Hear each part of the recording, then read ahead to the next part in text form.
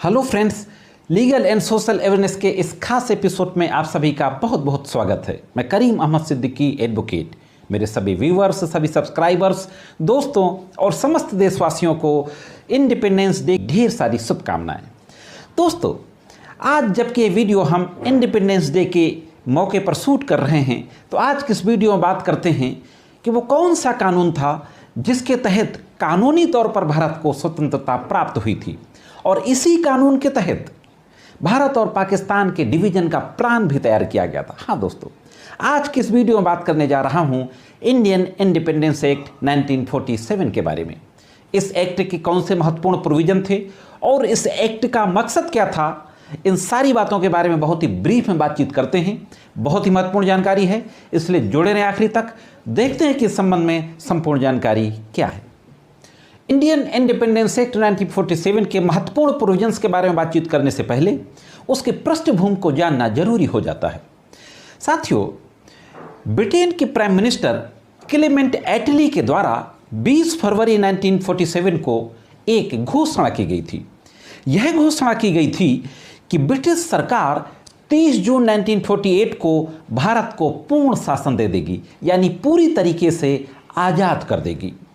इसी घोषणा के तहत जो लास्ट वाइसराय थे, जो कि गवर्नर जनरल हो गए बाद में, लास्ट वाइसराय माउंटबेटन को ब्रिटिश सरकार के द्वारा भारत भेजा जाता है और उनको यह जिम्मेदारी दी जाती है कि आप वहाँ पर एक पूरा प्लान तैयार करो।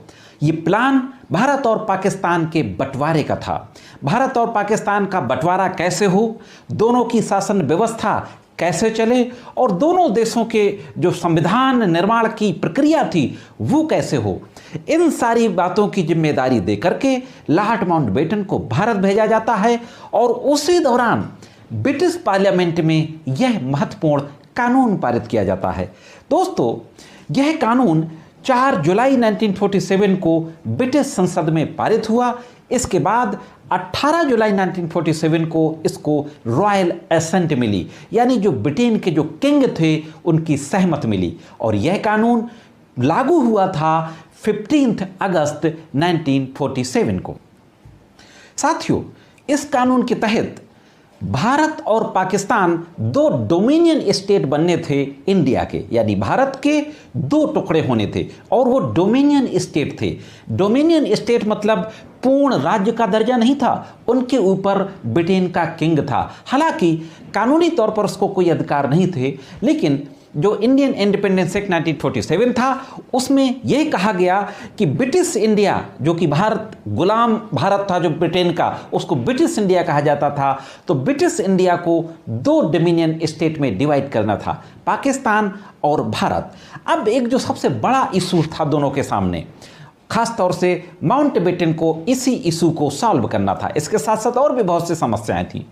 जो एक बड़ा इशू था कि इन दोनों देशों के बीच में जो बाउंड्रीज है, उस बाउंड्रीज को कैसे तय किया जाएगा, सीमा रेखा को कैसे तय किया जाएगा। इसके लिए एक कमीशन अपॉइंट किया गया, और वो कमीशन अपॉइंट किया गया सर सिरिल रेडक्लिफ की अध्यक्षता में, और उनको जिम्मेदारी दी गई कि आप यह तय करो कि भारत और पाकिस्तान की बाउंड्रीज क्या क्या होंगी। यह कमीशन काम करना शुरू करता है। इस कमीशन के सामने भी कई मुश्किलें थीं। उस समय भारत कमोबेश 565 छोटी बड़ी रियासतों में बटा हुआ था। कई रियासतें ऐसी थीं जो पाकिस्तान के साथ जाना चाहती थी, कई ऐसी थी जो हिंदुस्तान के साथ शामिल होना चाहती थी। इस कानून में यह व्यवस्था की गई कि जो भी रियासत जिस भी देश के साथ जाना चाहे, जिस डोमिनियन स्टेट के साथ जाना चाहे, वो उस डोमिनियन स्टेट के साथ जाने के लिए फ्री है। अगर कोई रियासत अपने आप को स्वतंत्र रखना चाहे तो वह अपने आप को स्वतंत्र भी रख सकती है। लेकिन साथियों, यहीं पर मैं आपको यह भी बताता चलूं कि सरदार वल्लभ भाई पटेल, लौह पुरुष जिनको कहा जाता है, उनके अथक प्रयासों से मात्र 3 बड़ी रियासतों को छोड़ के सारी रियासतें भारत में शामिल हो गई थी। वो जो 3 बड़ी बड़ी रियासतें थीं वो थीं जूनागढ़, जम्मू कश्मीर और हैदराबाद। इन रियासतों को छोड़कर बाकी सारी रियासतें भारत के अंदर शामिल हो गई थी। अपने आप को भारत में उन्होंने शामिल कर लिया था। इस कानून में ये एक और महत्वपूर्ण प्रोविजन किया गया कि जो वाइसराय की पोस्ट होती थी, जो वाइसराय ब्रिटेन से भेजा जाता था, उस वाइस राय की पोस्ट को, उसके ऑफिस को रिमूव कर दिया गया और यह तय किया गया कि कुछ समय तक गवर्नर जनरल रहेंगे और गवर्नर जनरल का अपॉइंटमेंट ब्रिटिश एम्पायर करेगा, लेकिन जो ब्रिटिश एम्पायर होगा वो यहाँ की कैबिनेट से पूछ करके करेगा, यहाँ की कैबिनेट से सलाह मशवरा करके करेगा। दोस्तों, सर सिरिल रैडक्लिफ कमीशन के सामने भारत और पाकिस्तान डोमिनियन स्टेट की बाउंड्रीज को लेकर के एक और बहुत बड़ा मसला था, पंजाब का और बंगाल का। क्योंकि पंजाब और बंगाल दोनों एक बड़े सूबे थे और दोनों सूबों में काफ़ी तादाद में मुस्लिम पॉपुलेशन थी, इसलिए यह तय किया गया कि बंगाल का भी डिवीज़न होगा और पंजाब का भी डिवीज़न होगा। इसलिए आधा पंजाब पाकिस्तान में चला गया और आधा हिंदुस्तान में रह गया। उसी तरीके से आधा बंगाल पाकिस्तान में चला गया और आधा बंगाल हिंदुस्तान में रह गया। उस बंगाल को, जो बंगाल का वो हिस्सा जो पाकिस्तान में गया था, उसको पूर्वी पाकिस्तान कहा गया। वही पूर्वी पाकिस्तान आज बांग्लादेश के रूप में एक अलग देश है और बांग्लादेश के रूप में जाना जाता है। साथियों, इंडियन इंडिपेंडेंस एक्ट 1947 के अनुसार भारत और पाकिस्तान की जो कॉन्स्टिट्यूशनल असेंबली थी, संविधान सभा थी, उनको पृथक पृथक रखा गया। यह प्रोविजन किया गया कि दोनों देश अपनी अलग अलग संविधान सभा का निर्माण करेंगे और अपने देश के अनुसार अपना अपना संविधान स्वयं बनाएंगे। भारत की अलग संविधान सभा बनी, पाकिस्तान की अलग संविधान सभा बनी और दोनों देशों की संविधान सभाओं ने अपने देश का संविधान बनाना शुरू कर दिया। मैं यहाँ पर यह भी आपको बताता चलूँ कि जो इंडिया की जो कॉन्स्टिट्यूशन असेंबली थी, उस कॉन्स्टिट्यूशन असेंबली ने इंडियन कॉन्स्टिट्यूशन में 200 से ज़्यादा provision government of India act 1935 से लिए और गवर्नमेंट ऑफ इंडिया एक्ट 1935 के तहत ही देश आज़ाद होने के बाद जब तक कि संविधान लागू नहीं हो गया तब तक उसी के प्रोविजन से भारत की कानून व्यवस्था चली थी। दोस्तों, यह भी व्यवस्था इसी भारतीय स्वतंत्रता अधिनियम 1947 में की गई कि जब तक भारत का संविधान बनकर तैयार नहीं हो जाता और लागू नहीं हो जाता, तब तक भारत की जो शासन प्रणाली थी, कानून व्यवस्था थी, वो गवर्नमेंट ऑफ इंडिया एक्ट 1935 के तहत ही चलेगी।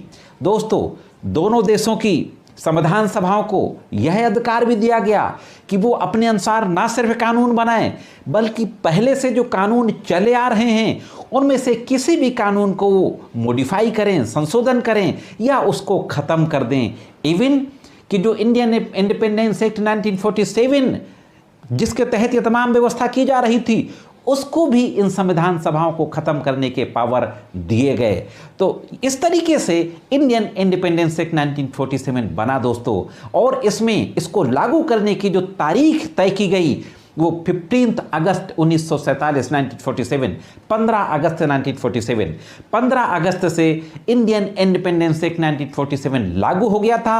उस दिन को अपॉइंटमेंट डे कहा गया। हाँ दोस्तों, कानूनी तौर पर 15 अगस्त अपॉइंटमेंट डे के रूप में जाना जाता था, लेकिन जिस दिन भारत का संविधान लागू हुआ 26 जनवरी 1950 को, उस दिन यह कानून रिपील हो गया था पूरी तरीके से। तो यह थी दोस्तों इंडियन इंडिपेंडेंस एक्ट 1947 के बारे में कुछ महत्वपूर्ण जानकारी। ये जानकारी कैसी लगी कमेंट्स करके जरूर बताएं। आज की वीडियो में सिर्फ इतना ही। मिलते हैं किसी अन्य वीडियो में कानून की कुछ अन्य जानकारियों के साथ। तब तक कानून की विभिन्न तरीके की जानकारियों के लिए देखते रहें लीगल एंड सोशल अवेयरनेस।